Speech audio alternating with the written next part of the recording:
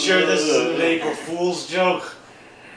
Because that would be an awesome April Fool's joke. Here we go. This is the one. Oh. He's been in custody for 2 years. I don't know if you want to watch it though. He'll confess. He's insane. It's a mistake to think you know what he'll do. Well, what's interesting about doing the Killing Joke right now, this is like literally the third time we've even mooted the idea of actually doing the Killing Joke. It was one of these stories that has always sort of been on the table, but again, because the subject matter is so shocking, I think, especially in this day and age, there was always a problem, like, do we do it or not? Do it. Some of what helps the Killing Joke is obviously the pedigree of the comic itself, but the pedigree of the people who are working on it. These are the Batman the Animated Series creators. This is not a comic book. This is not something that guys wearing long johns should be doing. It was really shocking, and to this day it's still shocking. But the effect the comic had on the Joker as a character in mass media, it all kind of started with the Killing Joke. Batman and Joker are these sort of fractured reflections of each other. They both were born from tragedy, and one went one way and one went the other way. Obviously the Joker was the perfect guy to hold up that mirror to Batman. And this is a pretty sophisticated take on that. All these years, and I don't know who he is any more than he knows who I am. Are you sure of that? What do you mean? I mean, don't underestimate him.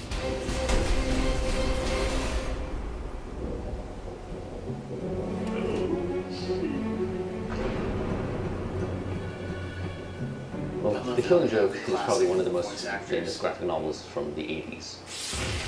And part of it, is the origin story of the Joker.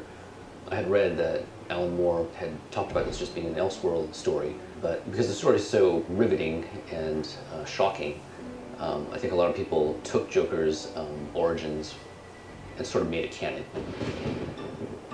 One of the main thrusts of the Killing Joke is a series of flashbacks that the Joker is remembering about how he actually became the Joker, his literal one bad day. I find the past such a worrying, anxious place. Oh, shit. Did you? Well, I think, the concept of characters having a bad day, obviously Bruce Wayne had a bad day early on. And the Joker, he makes one bad decision in his life and it affects his entire future. Memories can be vile, repulsive little brutes. Like children, no? And I think Joker's point is, there's all these ideals that you uphold. There's all these things that you want. There's all these dreams that you imagine. But what happens when it doesn't work out for you?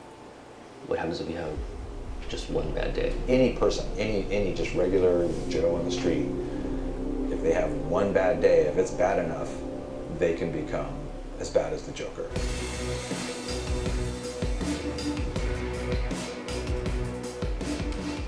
Visually, this movie was a real challenge. I mean, it's always a challenge when we're adapting something from a comic that's as famous as this one is. It's so realistic that it would be a nightmare to animate. There's some things that work in a comic that don't work as cinema, so you always have to kind of try to keep the truth of it or keep the spirit of the comic. For this particular comic, Brian Bolland's artwork is so gorgeous that when you're reading the comic, you can at least kind of go, well, at least I've got pretty pictures to look at while I'm reading this horrible story. It's so beautifully drawn, so his draftsmanship is just spectacular. But his art style is a real huge challenge for us.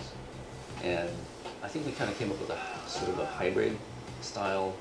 Because the Bolland style is so realistic and so detailed, we tried to look at It's got that something else that animated sort of series felt a little bit like to it. this. So we looked Look at at it. the period in Kevin Nolan's art style. We looked at because we kind of felt like it was a stripped down version enough, but it was animatable. It's a good approximation of it.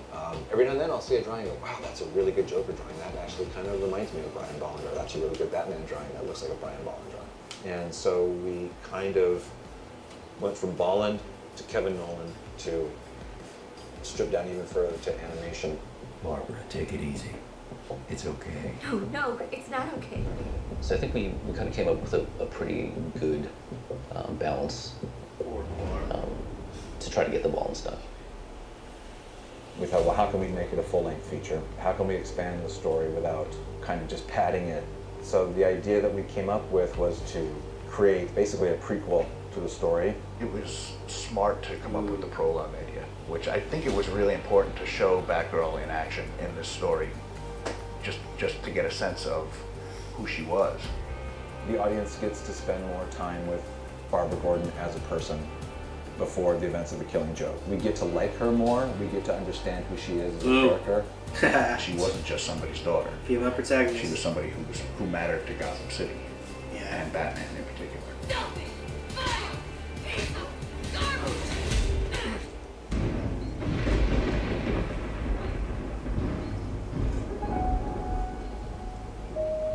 The Killing Joke is definitely a much more of a pinpoint story between Batman and his most famous antagonist. The Joker is trying to prove to Batman that there's really not that much that separates them. I think everybody can relate to a tragedy that has happened in their life, or something in their life that happens that makes them go down a certain path. These are two characters that have gone down extreme paths. They were almost born in a similar way, yet they've chosen two very dark but different paths. In every version of Batman that's translated to film or animation, the Joker is his constant opposite. I've always been somebody that was really more interested in sort of the characterization and what makes this person who they are. Why do they do what they do, and what is the path that they're on? And that's why I love, the story of the heroes. That's why I love superhero stories. You're not like I am, Barbara. It's still a game for you, still a thrill. Obviously, it is a big deal to get the Batman the Animated Series cast back together again. Yeah. One last time. Where is he? Oh, that voice is legendary. 23 years later, I'm still doing the role, which is pretty amazing. Tara Strong is Batgirl. I'm in this because of you.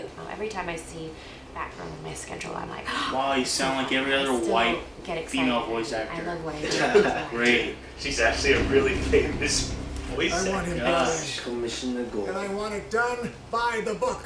This is a much darker story than I think the previous films showed. And in this one, Commissioner Gordon goes through quite a bit to get to the end of the story.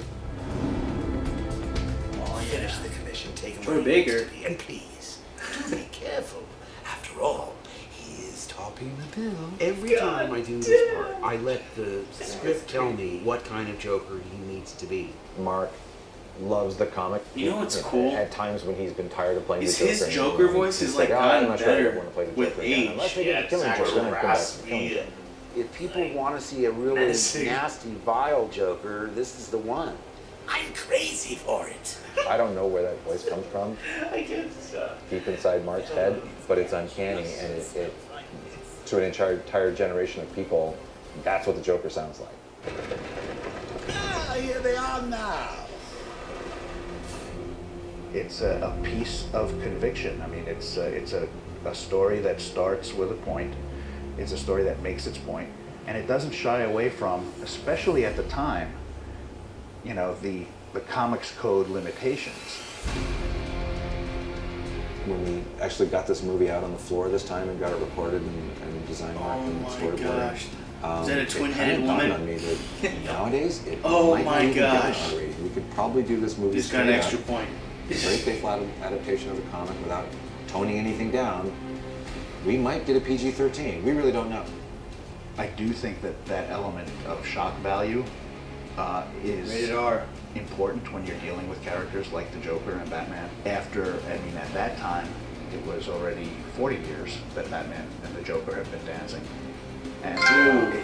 it did show you how Trophy far it unlocked. could go. The nature of the story is so unlike a traditional Batman movie. This is going to be an awesome movie. Well that people try. I can't wait. creatively.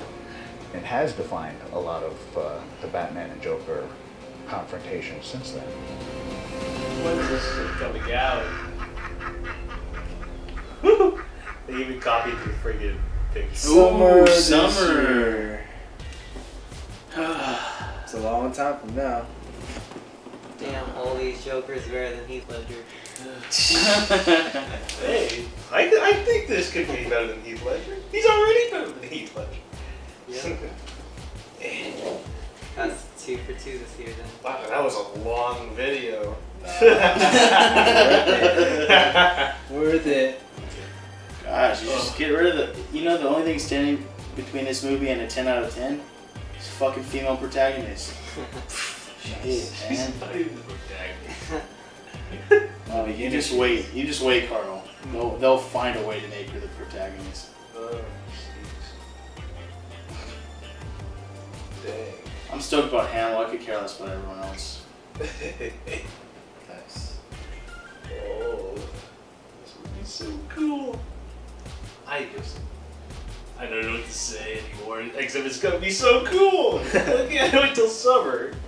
Come faster. When does summer start?